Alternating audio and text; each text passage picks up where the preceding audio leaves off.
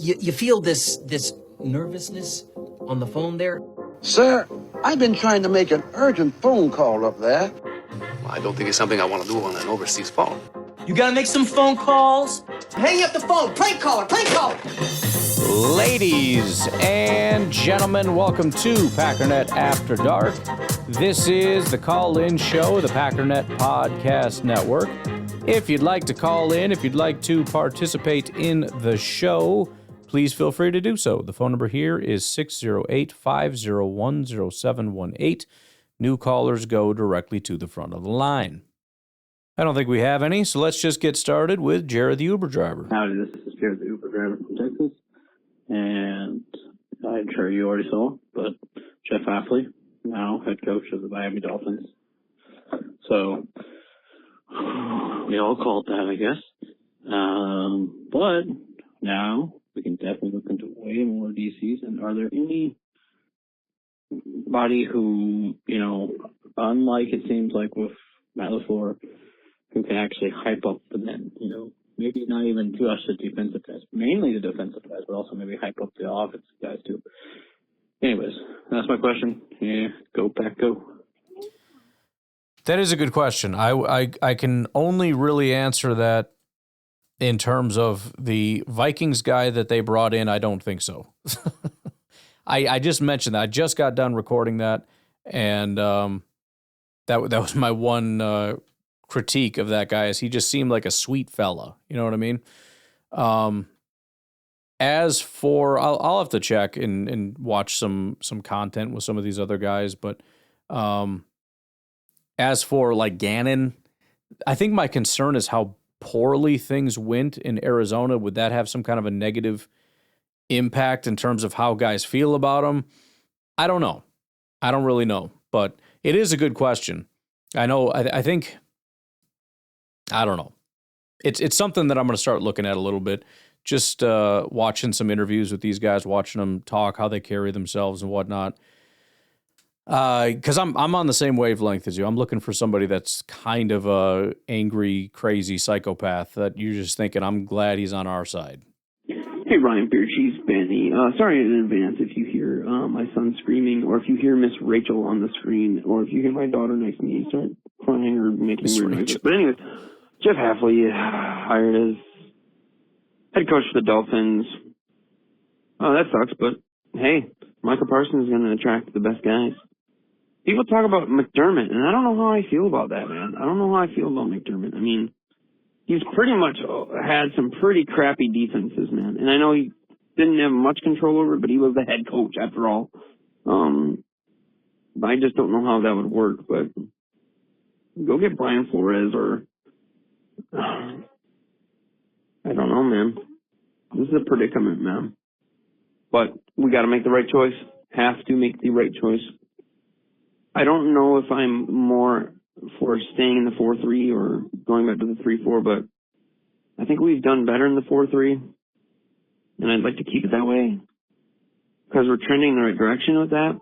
And if we can get a guy that runs the 4-3 and can run it better, maybe we can look way more awesome. But really what it's going to come down to is Goody getting the right guys in there and working well with the new DC that we get and the new DC moving the pieces correctly. So I just hope this doesn't stunt any progress for guys like LVN or, the young guys like Sorrell or Oliver or, I just like anyone really, like any guys that have been improving. And maybe if we keep Gary, which I don't think we should, to be honest with you, maybe it'll help him. I don't know. I kind of think he's a lost cause, but that's another story for another day. Go Pack, go. Let's see what we do. Got to get it right, Matthew and Goody and Eddie. Come on, Eddie. Tell these guys they got to get it together. Yeah, you never know. I mean, I certainly wouldn't say Rashawn is a lost cause. He might be. He might be completely fried. I have no idea, but I think in terms of the way that you use a guy and depending on how things go, I mean, again, you look at how Rashawn performed in the first half of the year compared to the second half. I mean, It's not even just the pressure thing. He was dominating. He was leading the team in sacks. So, I don't think it would be impossible. Although I don't think you build a defense around making Rashawn look good. You know what I mean? When you got Micah and Van Ness and everybody else. But yeah, I don't know. I'm excited about it. I'm excited that we get to do this in the off season. I love all the drama and all the excitement and things that we get to look into. I feel like every off season we've had some fun stuff to be able to do. It wasn't always this way. It was just kind of, all right, I guess we're done. And especially the news cycle, nobody really cared.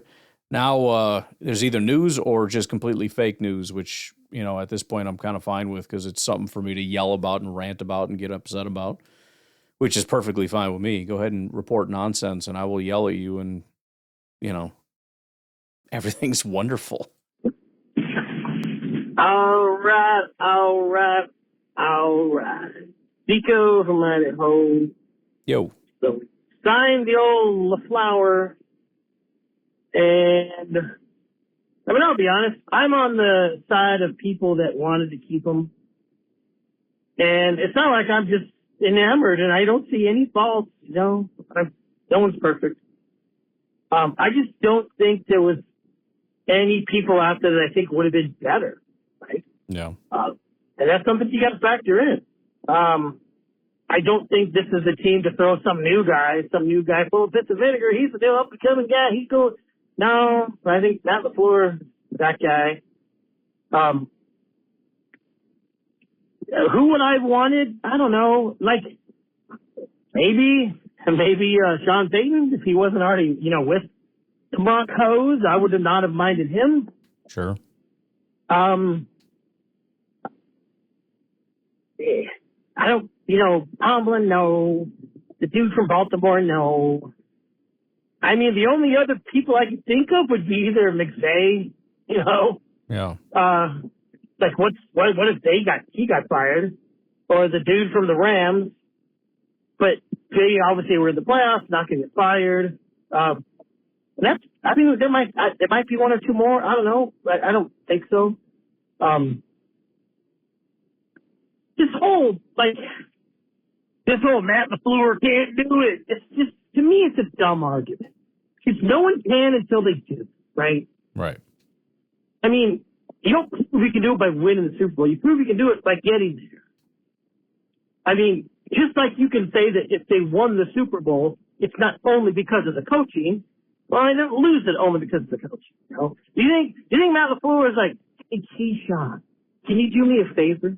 Hey, in the playoffs, when there's a guy about to score, can you just kind of back up and let him score? Yeah, that'd be great. Yeah. If you could do that, that'd be great. No, he didn't do that. And he wouldn't. No coach would say that. But Keyshawn made a business decision. Now, if he'd have, just like Tausch said, if he would have turned that into a great opportunity to maybe punch the ball out, imagine if Keyshawn flies in there, head hits the ball, or his elbow hits the ball, knocks it out, and someone scoops it and runs it 100 yards back and scores. How much better is this team? But you can't do that when you're backing up, letting people score. It's like, holy moly, that was a fast 3 minutes. Part 2. I'm sorry, but it's just like when Cam Newton didn't dive on that fumble in the Super Bowl. Yep. And I'd never liked Cam Newton. When I lived down south, I chose to be a Gator fan. He was down there. He was a douchebag. Even Florida's like, heck no. Even Miami didn't want that fool. That's like felon university, right? And finally, after, a year and, a small college, Auburn's like, yeah, we'll take this piece of junk. But when he didn't dive on that fumble in the Super Bowl, it ruined his career. You know why? Because he made a business decision that was the wrong one, And I don't care how many times Cam Newton threw for 500 yards in a game and ran the ball through. Yes, he has amazing individual stats, and he was a thing, man. But I will always remember him as the dude who wouldn't dive on a freaking fumble in the freaking Super Bowl. Like, he's standing there like, hey, anybody else want to dive on this fumble? I mean, I have the best shot. I noticed it first because I fumbled it. But if anyone else wants to, like, take one for the team now, it's too late. It's like, I ain't going to win the Super Bowl. So I now feel the exact same way about Keyshawn. And I think he's been kind of brutalized. I thought during the year, there was times when he played pretty good. And there was times when, especially I think of the Bears game, he had a couple of just amazing throws against him that he could not have been guarding the receiver any better. But it went through. But now I'm just thinking of him not as a dude who tries really hard and almost gets it done, as the dummy who backed up. Oh, so hey, Keyshawn, you want to do me a favor? When there's like a third and long, right? Hey, can you do me a favor? And we stop the run. You just jump on the pile. Just jump on the pile, get a personal foul, and give him another shot at, scoring. So we lose that game. Yeah, Matt LaFleur is not going to say that. So just the fact that I'm still on this train, just the fact that hasn't won the big one, right? Doesn't mean he can't. And for the people that are like, I've been out on Matt LaFleur ever since 2020, I don't get it. There are times when he has looked like the smartest coach. I've watched other people break stuff down, like smart people, like Kurt Warner, guys like him, who I respect and I believe are very smart, just about, LaFleur and his play calling. But sometimes you can't win in the end, and it's not only the coach's fault. The coach puts you there. The coach can't make you dive on a pile or not tackle a dude going into the end zone, So that's like if I bought a set of tires I didn't like. Let's say I hate Michelin, so I bought a set of Part 3. I'm back. Let's say I hate Michelin tires, and I bought a set of Michelin tires. And I'm like, they're going to last. They're going to pop. And like 12 years later, one of them pops. I'm like, see, told you. Like, well, yeah, it's been 12 years, right? That's not how I feel. People that are bagging on the floor now. I told you, fucking go. There's no good. Coach, well, eventually everyone's going to do something bad, Right. You remember Jim Fossil? Probably not. Maybe some of you old dudes like me do. He was the coach of the New York Giants. And he was always a good coach, right? 10 games. Back then, if you win 10 games, you were almost guaranteed a playoff, bid. And I remember all of a sudden one off season, there's rumors Jim Foster's going to get fired. I was like, wow, that's crazy because there's so many worse teams with so many worse coaches, right? And he didn't get fired. And then guess what happened? He won two Super Bowls. I believe that was the Eli Manning Super Bowl. Well, guess what? He now is the coach who can do it, right? Remember John Gruden? Everyone loves John Gruden, right? Everyone freaking loves it. I've even heard people say recently, maybe we should hire John Gruden. So John Gruden was coach, and I know he's an ex-Pack dude. I know he loves the Packers. I wouldn't mind him coming back as an advisory-ish type, I'll pay anybody like that. Well, I mean, the Packers can pay anybody like that to help. But he took the Buccaneers. I call them Tampa Bay Yuccaneers. I have another name for them. Probably not kid safe, so I'm not going to say that. Yep. But I hated the Buccaneers because remember the Battle of the Days, they were in the NFC North. Yep. Some of you youngins don't know that. But he took a super good team. The Tony Dungy, whoever was the GM, built team. They fired Dungy because he was the coach who couldn't win the Super Bowl. And then I think the next year, or maybe the year after, he won the Super Bowl. And he's just the best coach. He took that team that had 12 wins last year. And he made them win the Super Bowl. I mean, yeah, he was the coach. And he was, but it's not that. It's not like that cut and paste. You had take good team. You put good coach, paste on team wins Super Bowl. It's not like that. And the people that say that, I'm sorry, I had actually written up a very long, in detailed thing talking about how we as fans think we know so much and we don't know anything. We know so little, right? Yeah. Like how come this cornerback isn't playing more? He came in last week and played quarter. Uh-oh. I turned my car. He played 2 plays in the fourth quarter, and he did really good. Wow. This is the fastest 3 minutes, bro. Oh, shoot. We're freezing here. But how come that cornerback who came in the fourth quarter when the starter got hurt and played for 2 plays and made 2 good, like him, he's starting. I'm smarter than the coach. He should start. Well, maybe the coach sees him in practice and sees that same backup cornerback get smoked. by our fifth string receiver, maybe. And so he's like, I don't really want to put him in the game unless I have to. And when the dude gets put in the game, makes a couple good plays, which I'm sorry. Any cornerback in the league can make a couple good plays. People are just stupid. And I tell you what, when I hear announcers say this, I get so mad. When Caleb scrambled back and when on that last, the fourth down, amazing touchdown pass he threw, when he scrambled back, I'm like, I'm shouting in my room, game's over. And he turns around and just hucks it a la Eli Manning to homeboy's helmet. And the dude obviously pushed off a little. I didn't notice it at first when they showed the replay. Like, oh yeah, he was literally straight arming that defensive cornerback or whatever, safety.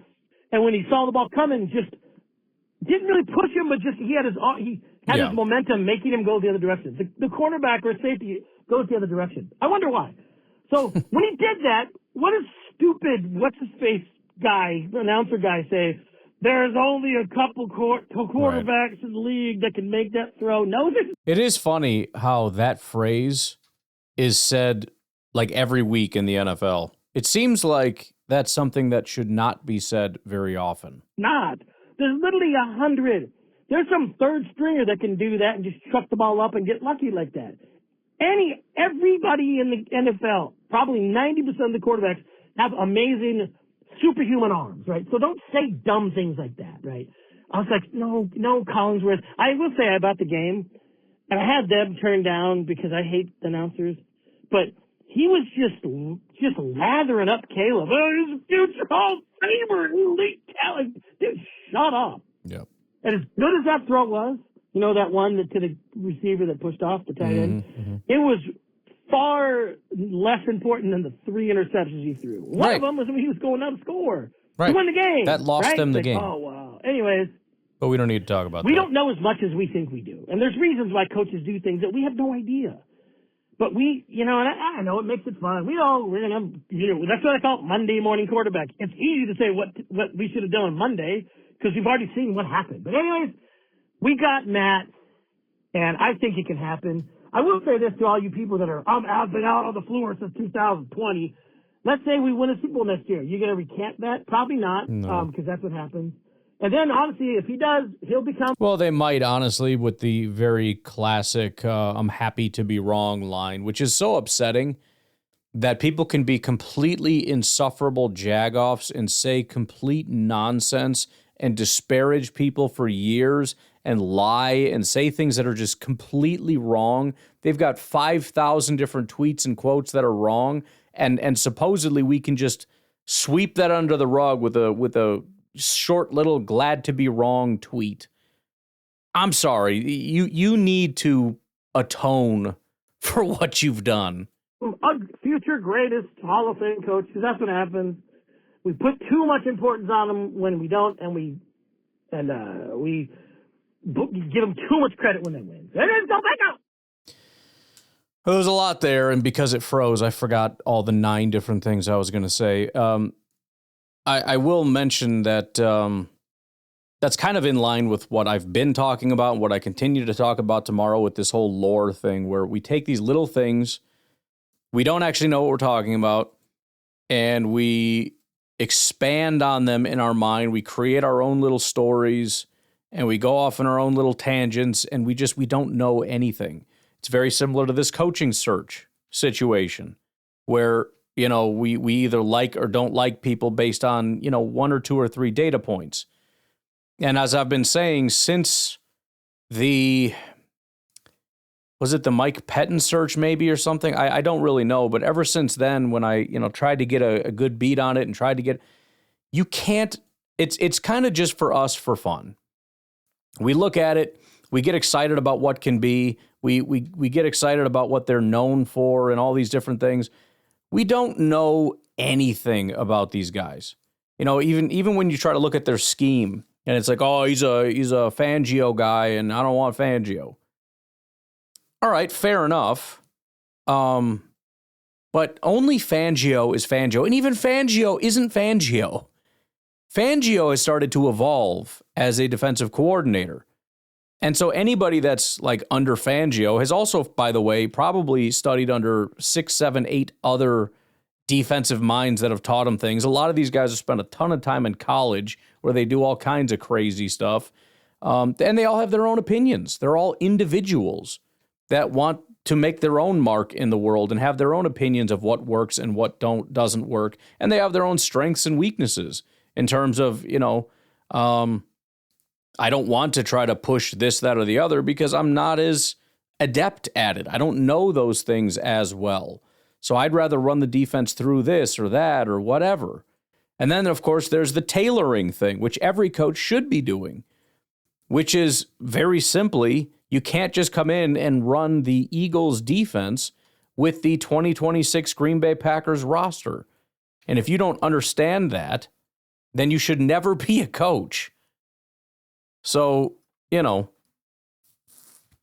I think there's a lot of oversimplification and then overreaction based on things that we make up in our own mind.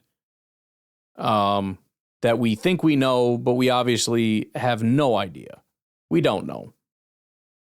And that's freaking very common, obviously. We all do it to some degree, but ideally all of us would try to catch ourselves in doing that and try to correct that a little bit.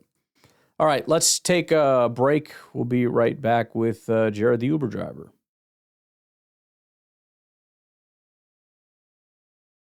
So the Indiana Hoosiers just won the Natty. So how many do you think the Packers are going to draft? All right, go Pack up. Oh, this is Jared, the Uber driver. Bah.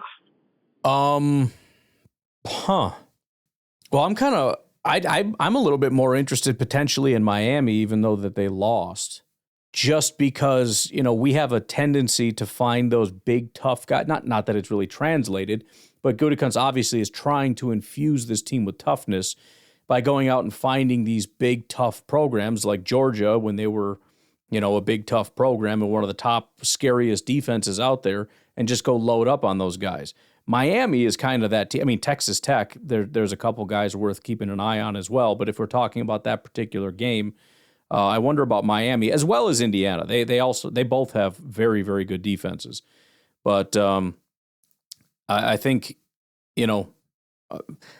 I don't know a ton about my perception.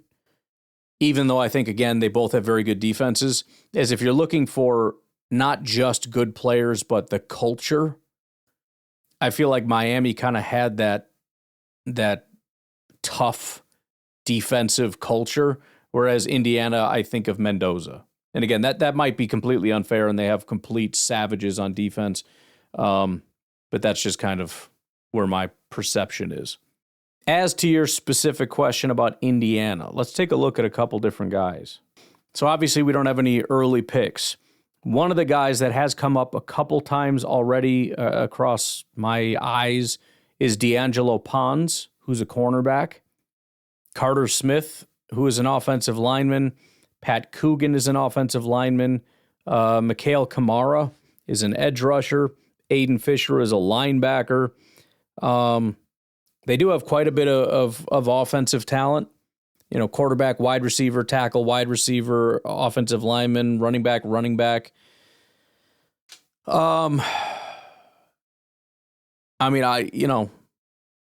I would certainly put the over-under at 0.5, and I'd probably bet the under.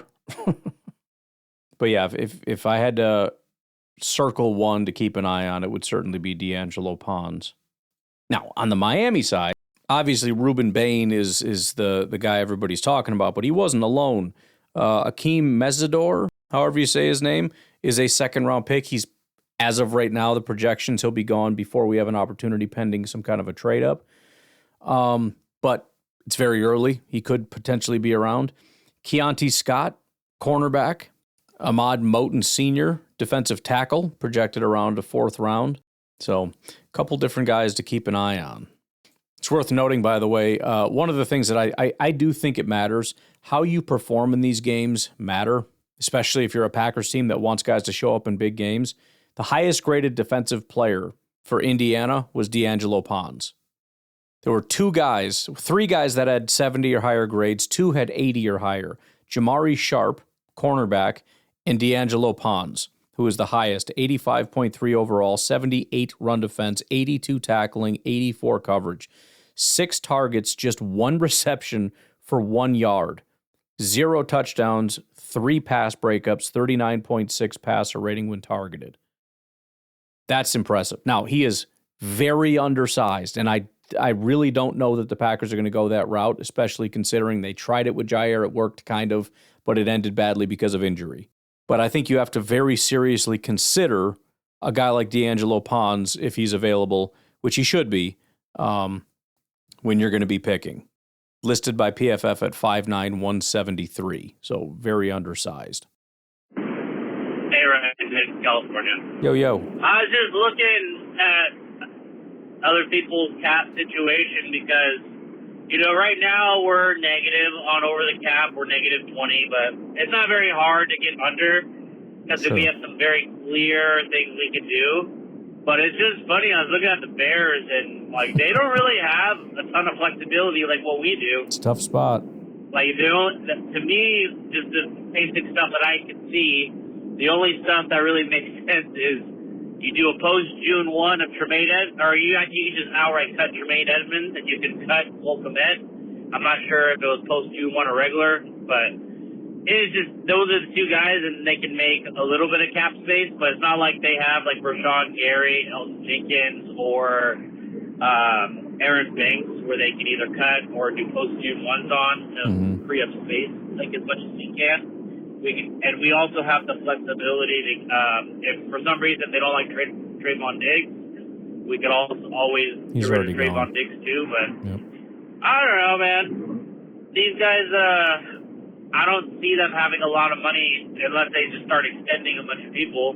But what is that going to do? You put $0 or you put $1 million on Darnell Wright. You extend Darnell Wright.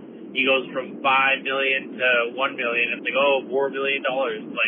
There's not a bunch of levers that just create a bunch of cap space. And I know for us, we have some ways we can push more money out, which we probably don't want to do. But I know Goody hasn't had the high level hits besides Jordan, but there's so many solid guys, and there's so many the way the contracts are all put together. I know that's Russ Ball specifically, but we are a good run organization. We just have to reach for the sky a little bit, get these higher level guys. Which is going to annoy a lot of people, but how do you get those guys? You go for you don't go for the safe ones. It's so funny because there's 2 major complaints.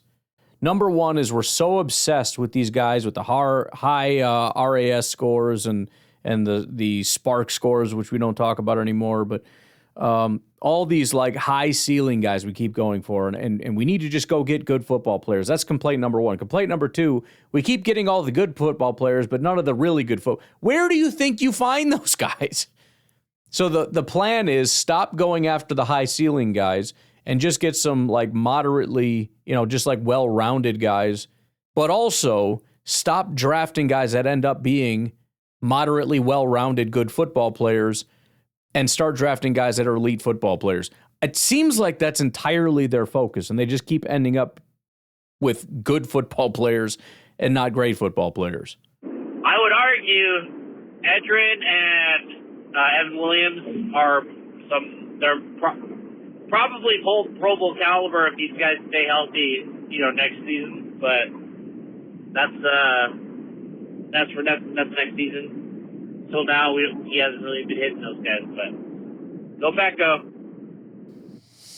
Yeah, we'll see. We'll see how it goes. We got a good football team, and these really good draft classes are very fluky. Nobody does. The idea that it's a good GM does that. That's not a thing. There's no GM that consistently over 5, 6, 7 years is always getting elite talent. It's one of the things that happens once every rare occasion. Now, finding maybe one every year or two is not super uncommon, but do it just regularly, just hammering just dominant draft classes is a fluky thing. It is not a thing that you can do based on talent. It's a thing that is luck driven. Now, you to some degree make your own luck by drafting good players, But the thing is, Gutekunst does draft good players. They're just he just hasn't been lucky in hitting the, like the Lions did when they had like 3-4 blue chippers, or Seattle did recently, which I don't even know if they did, but let's just say they did. Or the Eagles when they, and the thing is, those are the draft classes that transform you.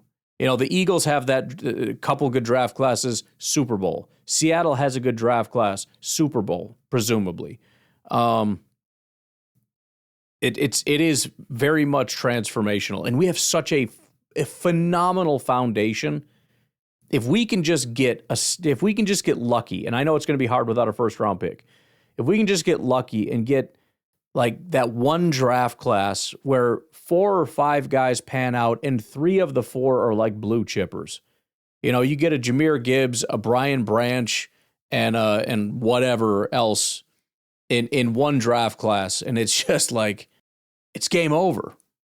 You pair that with what we already have, we just freaking need it, man. We need it. And that's why they need us. We have to get in on the draft. We got to do our mock drafts. We got to get in there. We got to do the work. You know what I mean? They need us desperately. Howdy, this is Jared, the Uber driver from Texas, and I don't know if it's already been asked. I'm sure it probably has. But is Al Harris really getting considered for DC? I don't know. It seems a little surprising. I mean, I'm happy for it.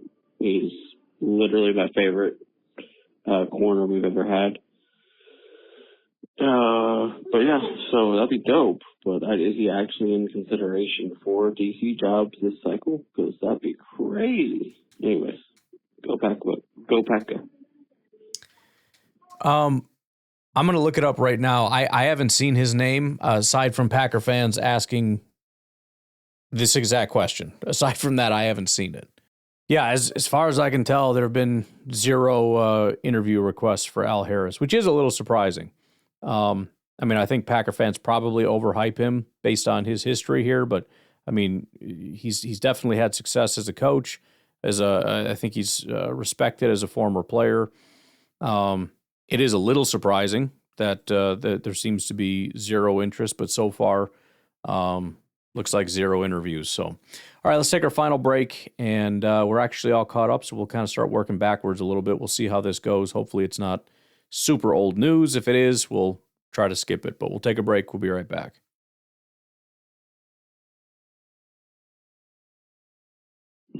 What's going on, Ryan? Chris from Alabama. Yep. I know this probably, hopefully this won't even be a talking point by the time they get played. I know it's a lot of phone calls, so it'll probably be about a good week before this get played. So hopefully this ain't even a talking point no more, because as I've said before, I'm kind of over talking about this. But I got a question. I mean, everybody, seems like everybody wants Matt LaFleur fired. I want to know who is going to come in. Who do you feel like is going to come in here as a head coach and get us anywhere closer than where we are now? With the amount of injury we had this year that we had to go through, who is going to come in and get us so-called over the hump? Or be your motivational speaker that everybody wants to have, and which is crazy to me. I didn't know you had to have a motivational speaker to play freaking football, but I guess you do. So who is that? And today is Friday, January the 16th, and as of yesterday, reports are coming out that John Harbaugh and the Giants are finalizing the deal.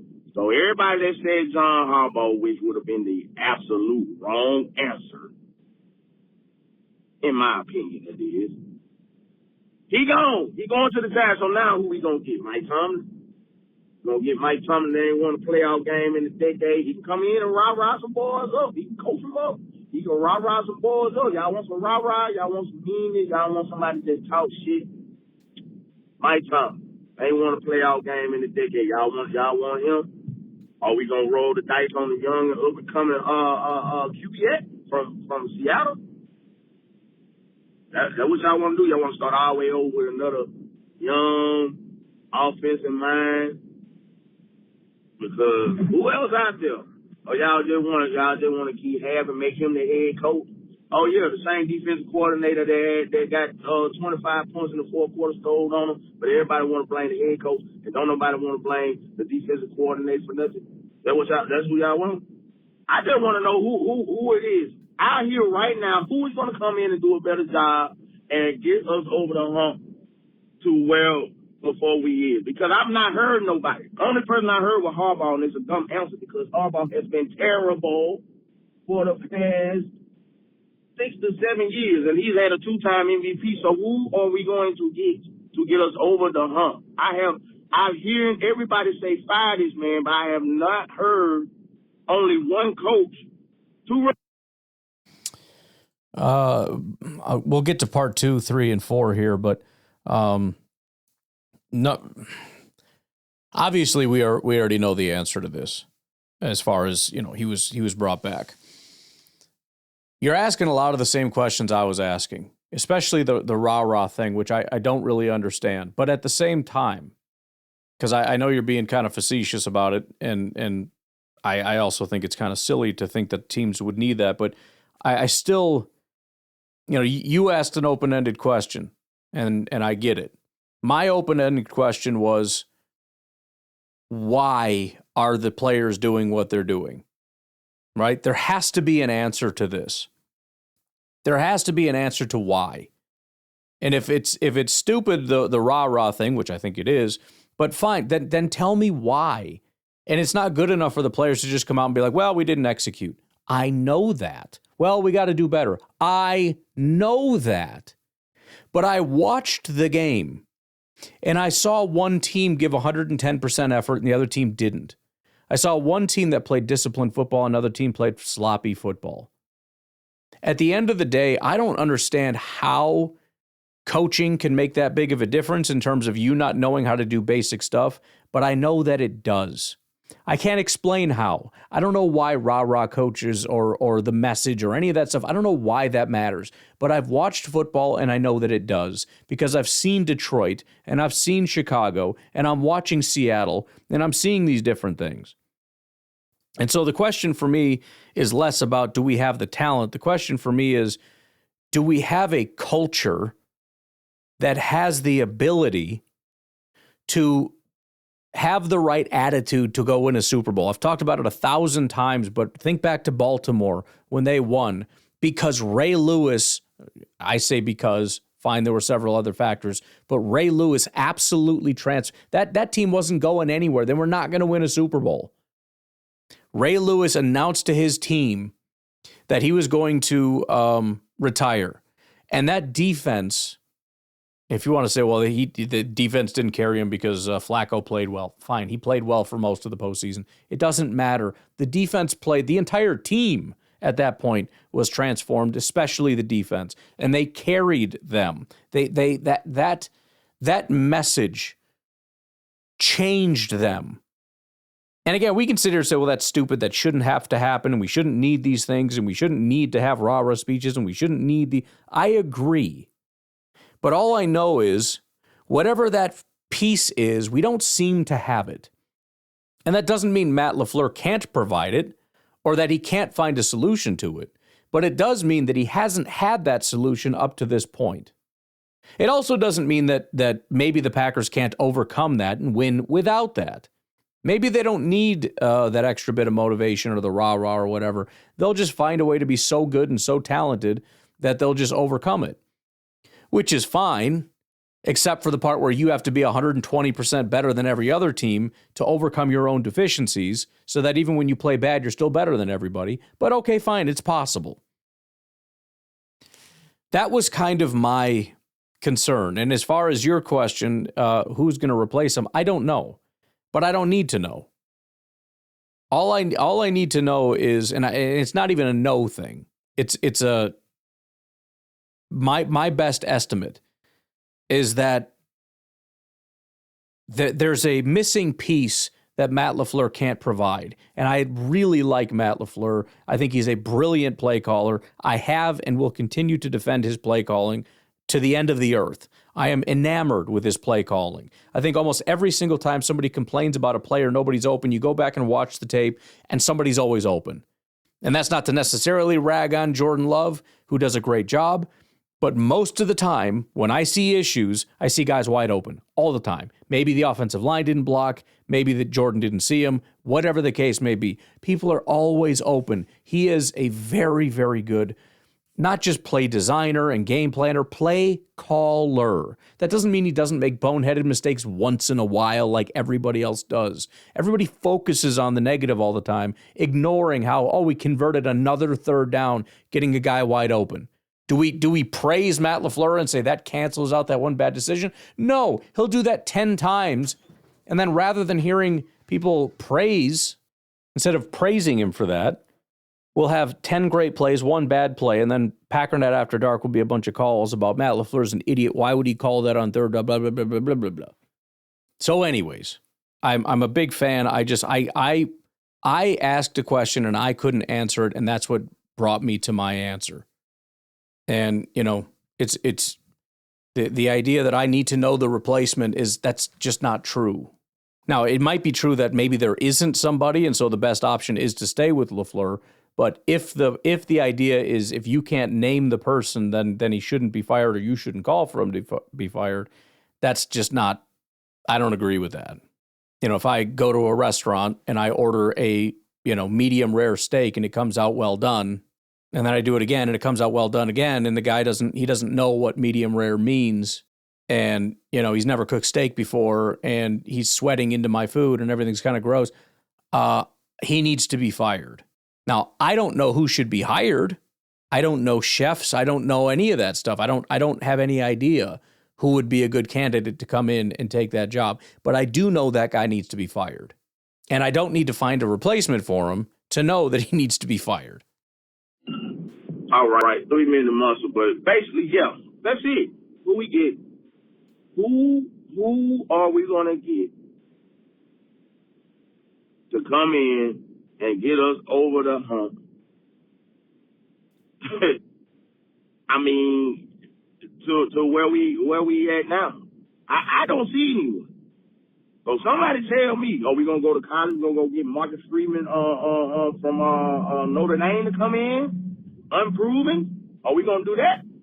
I just want to know who are we going to get. John Harbaugh is going to the Giants, and by the time this call is played, I hope Matt LaFleur has some sort of extension. Now, if you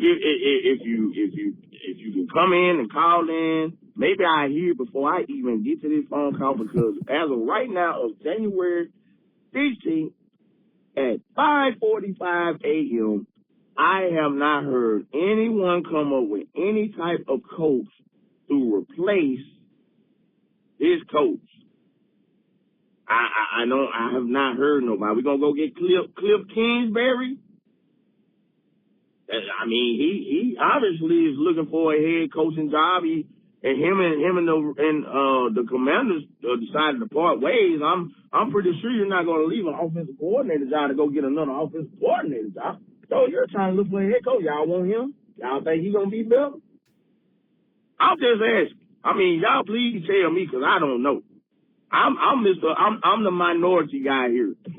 So I want Matt LaFleur back. I just feel like it was a bunch of unfortunate circumstances this year, mixed in with youth and inexperience in tough games. Yes, the coaching staff has a somewhat to do with that, but the coaches can only motivate you and coach you up so much.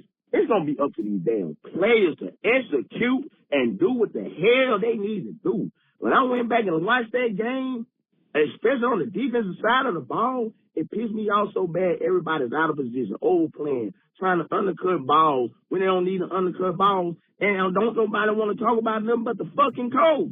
Like, I'm fucking sick of it. Like, but I'll be the fucking moron to fucking say that we still can win the game, because I also see the negatives, yes.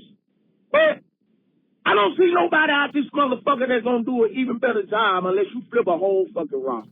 I'm gonna get off the phone getting pissed off and getting cussed, man. Somebody tell me who gonna do a better job. Where the coach at? Go Pack, go, man. Talk to y'all later. Well, I'm happy you're happy, and I am too. To be completely honest with you, I'm not. I was 45-55. I'm not going to sit here and throw a temper tantrum. Oh, this is a terrible decision. It's probably the right decision, and it's in a lot of ways a sigh of relief because it is scary to start over, especially when you have a proven coach that can win. And we know that this offense can be dominant. And we know if we can find the right defensive coordinator, the defense can be dominant. And guess what? If you have an offense and defense that are dominant, you can win Super Bowls. That's just the reality. There's several ifs in there, but it's doable. The heck else was I going to say? I hate when I forget what I was going to say. I have the benefit of a pause button, though, which is nice. You guys don't have that. Oh, another thought. In terms of, one of my least profound sayings that I say all the time is that when everything's going well, everything's going well. We talk constantly about, the locker room and, the guys had no motivation and all this stuff. There was a time when we talked about this team is different and it's got a different energy and they're more aggressive and they're more violent. What happened to that? Well, maybe the team got injured and went on a 5-game losing skid and maybe lost a little bit of that fire. And it's not an acceptable excuse. I'm not saying that that's an acceptable excuse. I'm saying it's entirely possible that at least contributed to the situation. And because let's say that is the situation, that does point to a possibility that Matt LaFleur can lead a team that doesn't just collapse. That is maybe motivated. If you're telling me, Micah and everybody was completely healthy going into that game, coming in and out through that game, Tucker's there, you're on a freaking war path, you're destroying teams. We were on a 10-game win streak instead of a 5-game losing streak. Do you think that would maybe change the motivation level, the focus level, the intensity level? I think it would. And again, I don't think any of these are good enough excuses. I think it's weird that you need these, whether you want to call it pep talks or whatever it is. It seems like you shouldn't need it. But I think that these things do matter. And I think, it's not just that the injuries meant that you had less talented people and a lot of the talented people were injured. It's also just a deflating thing for a team. And you're trying to put the team on the backs of guys that are just not ready for it. The offensive line, those freaking poor guys, man, everybody is hurt. Everybody's playing every different position. We didn't have one single freaking offensive line the entire year. So, it's not just for the sake of making excuses, but just playing devil's advocate here. I think it's very obvious that would make a very big difference in the motivation of the team. And so kind of getting into that whole lore thing that I've been kind of stuck on for the last day or so, I think that kind of gets stuck in the lore or the canon or the story that we tell ourselves about this team, kind of like with Rashawn Gary, where it's like, oh, that guy had a terrible year and he never does. No, it was a half a year. And that doesn't mean he's not cooked or whatever, but let's be correct. Let's be accurate about this. He was on path to have arguably his best year ever this year. And just the second half of the year. And the only thing that fell off in the second half of the year was the sacks. The pressures were there, and the run defense was still there. So let's at least be accurate about what we're saying. If you want to say Rashawn's cooked, that's fine. You might be right. He definitely seems slow getting to the ball. I get all that. But let's not make things up. And so, again, when it comes to the Green Bay Packers, they're always soft, they're always weak. No. They're not always that way. We know that they have been in the past, going way back before Matt LaFleur has been a problem. But we also saw a different team this year. We saw that under Hafley. We saw that especially this year and earlier on in the season, that this was a different energy and all that stuff. We knew that stuff. We said that stuff. And things changed, and rather than acknowledging things changed, we started saying that this is how it's always been. And that's not necessarily true. So, again, I'm not really necessarily changing my position other than to say he's our coach now. I mean, still. And I, for one, am going to give him the benefit of the doubt, especially since, as I've been saying for a while, I have a really hard time blaming the coach for the failures of the players. I know that it's right. I know that the coach is ultimately responsible for a lot of this stuff, but I also think it's pathetic. And I think you need to frickin' man up and be a man and don't be sad and go win a championship. Like, I shouldn't have to beg you to want to go do that. Like, hey, you want to, like, be legendary and go win a Super Bowl, or are you too sad, you frickin' Nancy? You get what I'm saying, right? Anywho, we got to keep going. Chris is fired up. I was going to say let's stop because it's after 10 o'clock, and my wife's going to start yelling at me, and I got to get this posted, but I can't stop the ranting here. One more thing. One more thing. Let me just say. Yeah, you go ahead. I apologize. No, I'm just go about for to it. let them fly. You can, if like I said, if everything has been finalized, they're gonna skip. You can just stop it right now and skip the No, damn we call. won't do that. You go ahead. But everybody fucking got a goddamn opinion about this shit, and ain't nobody got no fucking solution. Yeah, that's fair. Do you know if you bring in a certain type of coach, you gonna have a certain type of roster? All 32 fucking teams do this shit. You can't just bring in a fucking name and expect the fucking results to fucking happen. I forgot to mention, Packernet After Dark gets a little bit extra spicy, and I don't bleep out the bleeping words. So I apologize, and enjoy. You know we gonna go through some shit at least for a year before the shit get back right. Just know this shit.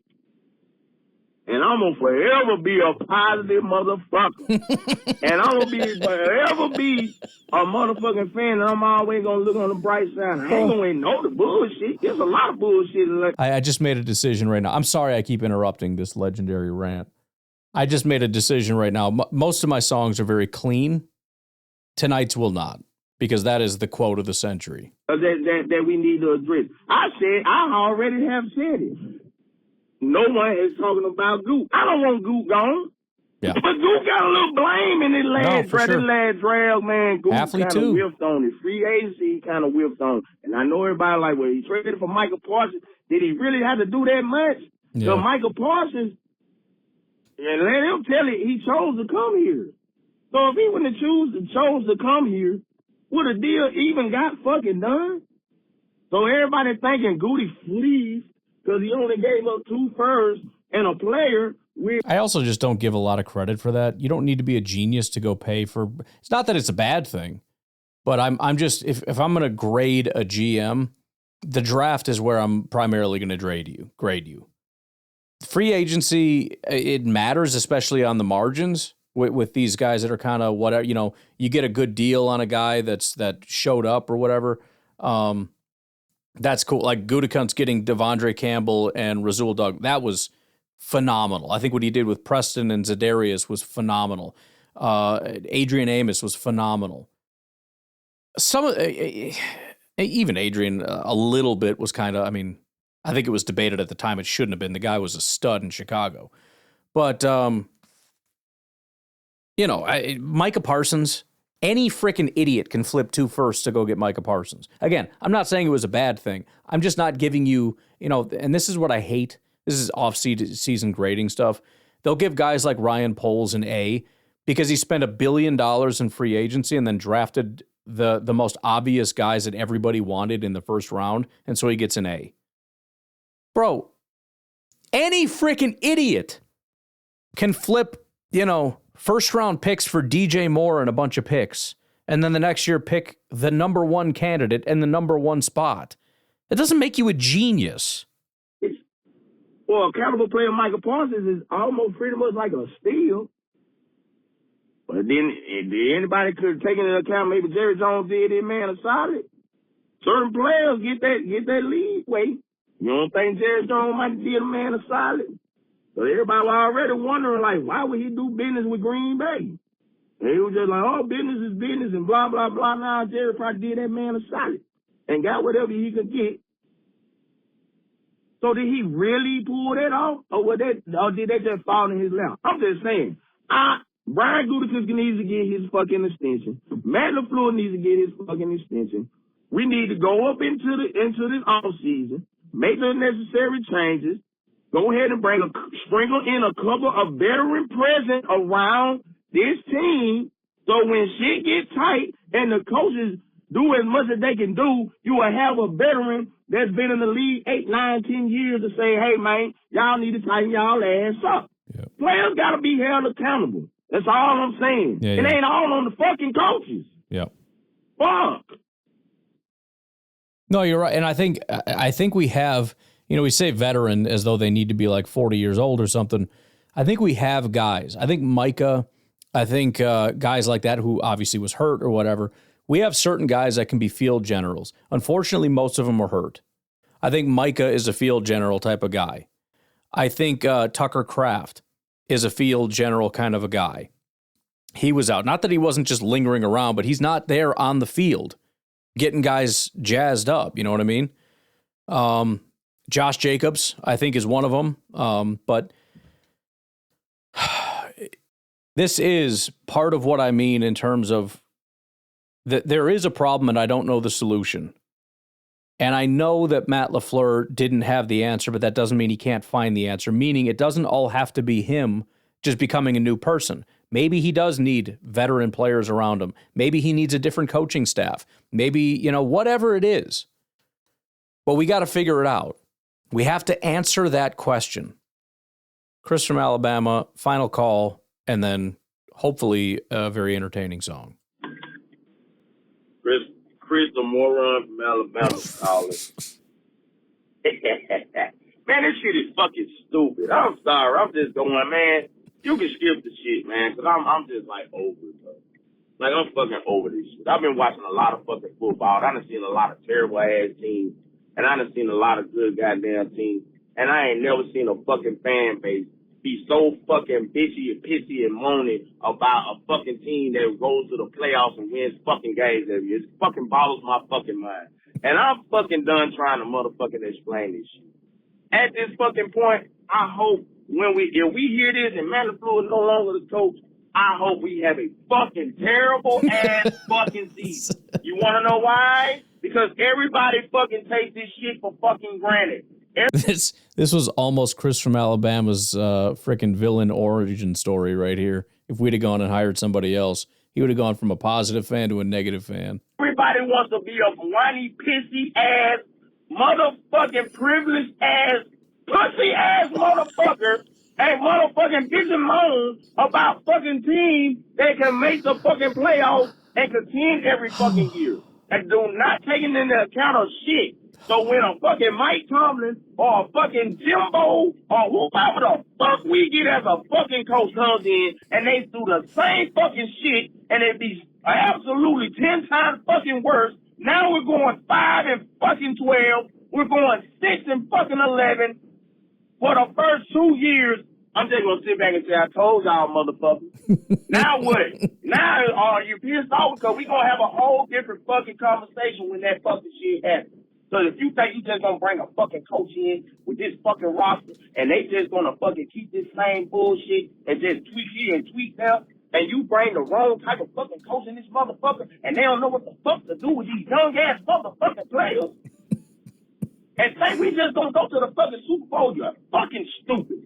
You're fucking stupid. And if you got there really think that winning ball games and being in the conversation, being in the playoffs, is a fucking problem, sit back and watch. I hope it happens. I want it to happen. And I know it's sad to say, but you motherfuckers need some goddamn reality checks around this bitch. You motherfuckers need to learn and feel pain and suffering that other fan bases feel. That's what you motherfuckers need to do. That's what you motherfuckers need to do. And goddamn it, until it fucking happen, y'all ain't gonna do nothing but be some privileged bitches. I'm out. Chris the moron with the positivity for Alabama, I'm fucking out. I ain't positive no more. I hope we fucking suck next year and we fire the coach and we fucking suck. So y'all can feel the fucking way that other people fucking feel and stop with this bullshit. Oh, that was cathartic even for me. It just felt good. Anybody else getting Samuel L. Jackson and Pulp Fiction vibes from that? Just, I feel better. I didn't even say anything, and I just feel better right now. Chris, that was freaking fantastic. Not trying to be weird, but I think I need a cigarette. All right, I'm getting out of here. We'll see how this goes. Have a good one. Bye-bye. Man. Fuck. Aye. 5:45 in the fucking morning. I'm up, I'm on the phone, and I still ain't heard a goddamn name. Not one! Y'all got me fucked up! Let's go!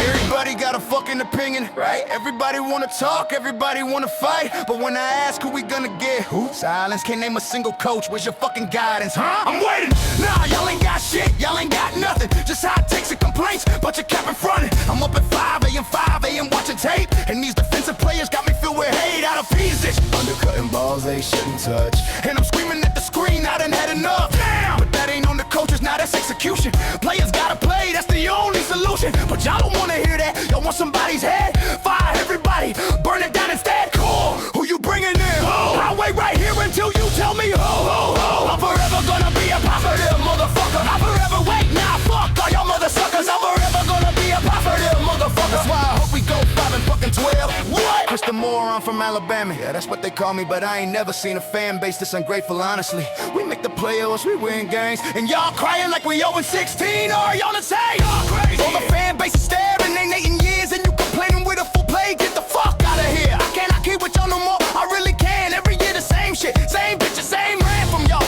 Not me, I'm the one defending.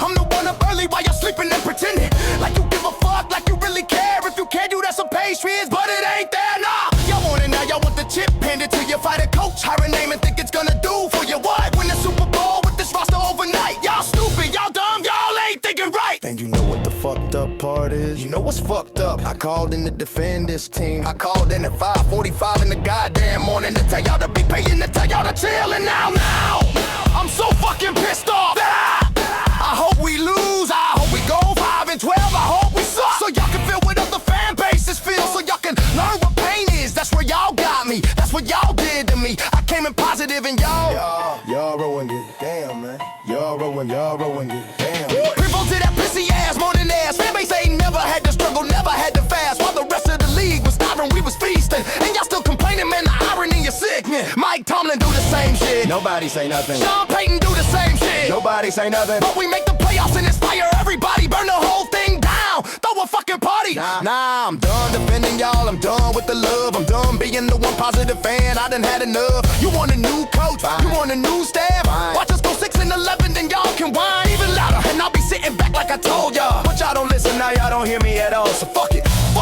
Let it all collapse. And when it do, don't call me. I'ma sit back and laugh. I'm forever gonna be a forever motherfucker. I'm forever man. Fuck y'all all motherfucker. I'm forever gonna be a forever motherfucker. Why I'm hoping that we lose? Tell me. Chris from Alabama with the positive. I'm out. I ain't positive no more.